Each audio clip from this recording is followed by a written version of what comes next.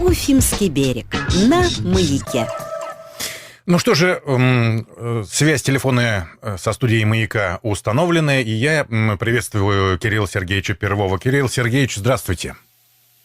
Добрый день, Константин, добрый день, уважаемые радиослушатели. Еще раз на всякий случай, мало ли, вдруг только что включили вы радиоприемник, мы на связи с первым заместителем председателя Государственного комитета Республики Башкортостан по чрезвычайным ситуациям Кириллом Сергеевичем Перловым. Кирилл Сергеевич, я предварил тут нашу беседу таким вступлением, что, в общем, лесные пожары и такая вот сложная, напряженная пожарная обстановка, она все лето держала, так сказать, в центре внимания, держалась, вернее. Ну, а какая ситуация с лесными пожарами на сегодняшний день, вот на данный момент? На сегодняшний день у нас еще продолжает действовать один лесной пожар в Баймакском районе. Сегодня, к счастью, мы завершили тушение еще одного крупного лесного пожара на территории Белорецкого района, который у нас достаточно длительное время действовал в Южноуральском заповеднике. И вы действительно правильно отметили, в этом году у нас достаточно большое количество пожаров было. Это с начала года их было зафиксировано 436, которые, конечно, в первую очередь были связаны с такой аномально сухой и жаркой погодой. Алло. Да. Ага, я испугался, подумал, что, может быть, мы потеряли связь. Нет, все в порядке. Ясно. Конечно же, обсуждались эти все ситуации с пожаром и, там, я не знаю, и на самом высшем уровне, и там вплоть до, не знаю, как это принято у нас, кухонных разговоров. И частенько звучала оценка такая, что, может быть, даже это и не случайная история, а поджоги. И потом отчасти какие-то такие моменты подтвердились, но я так понимаю, что это не подавляющее большинство. Каковы причины в основном вот всех этих пожаров, случившихся нынче? Да, действительно, вы совершенно правильно отметили, что данные пожары, они находятся в зоне постоянного внимания и властей республики. Вы знаете, что и Радик Фаридович Хабиров, глава Республики Башкортостан, на постоянном контроле держит эти вопросы и сам несколько раз лично выезжал и встречался с представителями служб, с волонтерами. Если говорить о причинах, то основными причинами это являются две. Это все-таки неосторожное обращение с огнем населения и природные факторы, это так называемые сухие грозы, которые наложились на такую, как я уже говорил, длительную сухую погоду. И вот эти причины наибольшие проблемы нам в этом году создавали.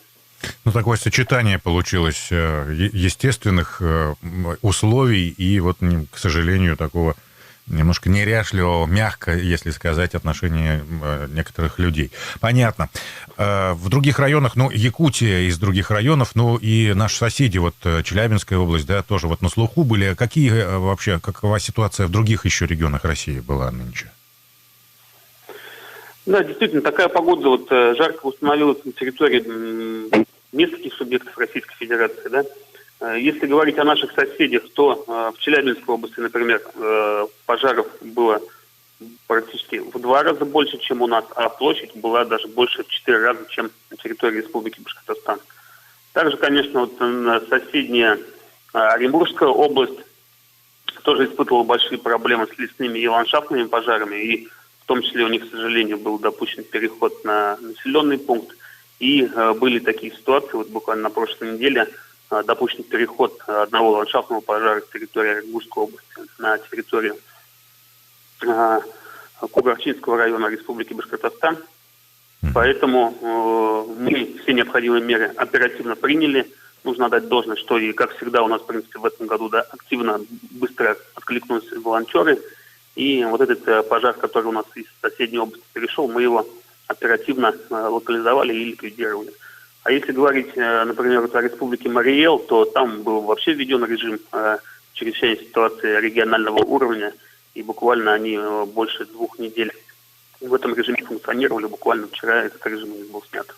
То есть хочу сказать, что в Республике Башкортостан мы совместными усилиями достигли все-таки того, что не допустили дестабилизации ситуации и, самое главное, не допустили перехода с лесных и ландшафтных пожаров на населенные пункты.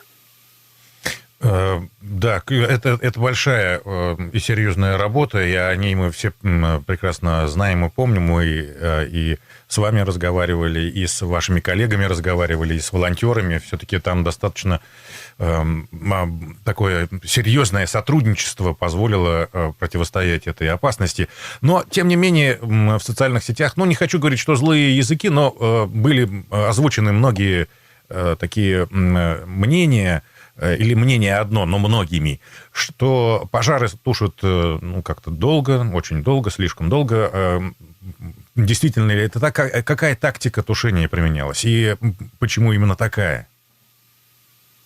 Да, здесь нам нужно сначала сказать о том, каким образом вообще происходит, скажем, мониторинг и выявление этих лесных пожаров. Да? Да. Для этого у нас есть несколько возможностей, в том числе и высокотехнологичные системы. То есть мы, во-первых, используем и спутниковые снимки, которые дают нам термоточки, которые потом проверяются. Да? Далее это в том числе и использование авиации для мониторинга лесных пожаров.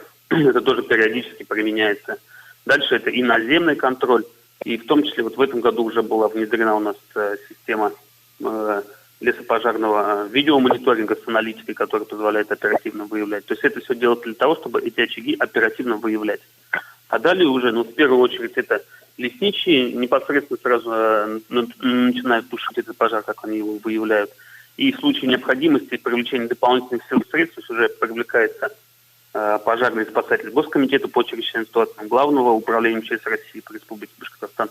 И, конечно, о чем мы говорили, наши жители, скажем, волонтеры, да, они очень отзывчивы в этом плане и без всяких каких-то дополнительных просьб, просто если видят, что огонь, самостоятельно даже собираются, приходят в штаб и просят определить какие-то участки, где они могут помочь. Поэтому такая совместная работа, да, она еще раз дает эффективность. И нужно сказать, что все пожары, которые у нас в Республике Башкортостан были зафиксированы, они низовые, то есть в том числе это благодаря тому, что оперативно они тушились и не позволяли выходить на кроны деревьев и переходить в верховой пожар. В любом случае, даже, так, наверное, нельзя сказать, но даже какой-то, условно говоря, пожар не самой высокой сложности, его все равно моментально, быстро невозможно потушить. Но бытует мнение, что авиацию привлечь, мол, быстрее дело пойдет. Тут почему-то у нас, я так понимаю, не применялась авиация. В связи с чем это? И, наверное, будет полезно тут нам понять, почему такое решение было принято. Да, здесь то, что в продолжении разговора вообще о тактике тушения пожаров, да. Понятно, что здесь в первую очередь применяется при низовых пожарах это опашка, да, то есть локализация на определенном участке этого лесного пожара, недопущение распространения площади. И когда уже пожар локализован, да, то есть на той площади, где уже огонь был, понятно, что еще какое-то время продолжается тление различных корней, подстилки, поэтому, когда уже даже пожар локализован, возникает, может быть, мнение, что, скажем, есть какое-то задымление, да, и что вроде его тушат долго, хотя уже он локализован и опасности не представляет. Это то, что касается по времени. То, что касается привлечения авиации, мы говорили, что так как пожары низовые, наиболее эффективно их тушить все-таки с земли. То есть это опашка, далее это получается тушение с помощью ранцевых установок, недопущение его распространения. А применение авиации в данном случае, оно неэффективно как с точки зрения тушения пожара, да, так и с экономической точки зрения. Потому что когда низовой пожар буквально до, скажем, места до огня доходит буквально 30% воды, только которая сбрасывается сверху, остальная испаряется или остается на листьях и кроне деревьев. И плюс, конечно, это достаточно дорогостоящее мероприятие финансовое, поэтому если оно неэффективно, то и оно не применяется. Но могу сказать, что по нескольким пожарам мы приводили в готовность авиацию, и соответствующие договоренности были достигнуты с МЧС России, и в случае ухудшения обстановки эта авиация могла быть применена. То есть если бы пожар, например, стал верховым, оперативно авиация могла применяться. Ну и на будущее, вот вы знаете тоже, что уже главой Республики Башкортостан в этом году принято решение о приобретении пожароспасательного вертолета, который у нас будет в республике базироваться, и в случае необходимости мы уже сможем еще более оперативно эту авиацию применять, и в том числе этот вертолет использовать для переброски сил и средств, например, для эвакуации каких-то пострадавших в случае происшествий, чрезвычайных ситуаций, в том числе и в случае дорожно-транспортных происшествий. Поэтому, конечно, этот вертолет, скажем, добавит оперативности реагирования всем пожароспасательным подразделениям республики. Спасибо, понятно. В общем, тут важно понять, что, в принципе, поскольку не было верховых пожаров практически на территории республики, авиацию и не применяли. Авиация дает эффект, насколько я понимаю, поправьте меня, пожалуйста, Кирилл Сергеевич, если я ошибаюсь, не столько, так сказать, напрямую гасит огонь, сколько помогает снизить температуру для того, чтобы вот условия распространения этого верхового пожара, ну, так сказать, стали для его распространения неблагоприятными. Если я прав. Да, это в том числе дает и этот эффект, о котором вы говорите. И, мы все видим, да, что, например, в Якутии, в Сибири, где пожары гораздо более значительные и по площади, да, и по скорости распространения, там как раз применяется это и авиация МЧС России, это Ил-76, Б-200 самолеты и вертолеты. И вот, Кирилл Сергеевич, я тут упоминал уже, что мы с вами беседовали, я думаю, что наши слушатели помнят, ранее, в начале лета, обсуждали вопросы по обеспечению безопасности граждан на водоемах. Каковы итоги купального сезона в республике, который был долгим, в общем-то, весьма, но уже сейчас закончился? Да, в этом году у нас купальный сезон продлился практически 4 месяца. Да, если вы помните, начался буквально еще в мае, когда у нас температура также больше 30 градусов была, и закончился буквально в первые дни, наверное, сентября, когда долгожданно уже спала вот эта жара, да, когда 38 градусов было. И в этом году для обеспечения наших граждан на воде мы дополнительно открыли еще 20 пляжей, и в этом году у нас купальный сезон действовал 110 пляжей. По этому показателю мы продолжаем оставаться на первом месте в Приволжском федеральном округе. За нами следует Саратовская область, Республика Татарстан, у которой значительно меньше пляжей.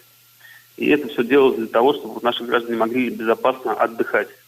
Результатом этой работы стало то, что по итогам купального сезона в этом году нам удалось сократить количество погибших на воде на 4%. И спасено было более 220 человек, в том числе 54 ребенка. Я думаю, что это достаточно внушительные цифры.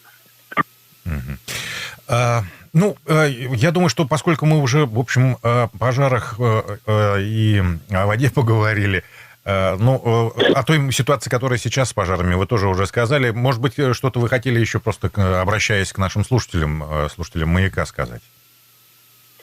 Да, я хочу сказать, что сейчас, конечно, вот уже риски происшествий на воде, они начинают сокращаться, да, постепенно у нас тоже и лесные, и ландшафтные пожары уходят, скажем так, уже в историю, да, но теперь у нас возникает риск возникновения техногенных пожаров, потому что температура понижается, наши граждане начинают пользоваться различными обогревательными приборами, печами, и поэтому хотелось бы призвать наших жителей республики внимательно относиться к вопросу пожарной безопасности у себя в жилье, в садах, на дачах, потому что, к сожалению, в этом году у нас, несмотря на принимаемые меры, 167 человек с начала года погибло, поэтому просим обращать в первую очередь внимание на обеспечение пожарной безопасности в жилье, еще раз посмотреть работоспособность своего автономного пожарного извещателя, об эффективности которого мы уже неоднократно говорили.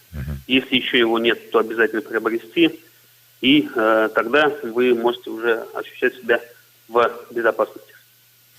Спасибо большое, Кирилл Сергеевич, за то, что мы с вами имели возможность побеседовать и узнать, так сказать, из первых уст о положении дел сейчас вот на этом фронте. Всего вам самого доброго и всяческих успехов в вашей работе. Спасибо. Спасибо. Всего доброго. Первый заместитель председателя Государственного комитета Республики Башкортостан по чрезвычайным ситуациям Кирилл Сергеевич Перлов был на связи со студией «Маяка». Сейчас у нас реклама, потом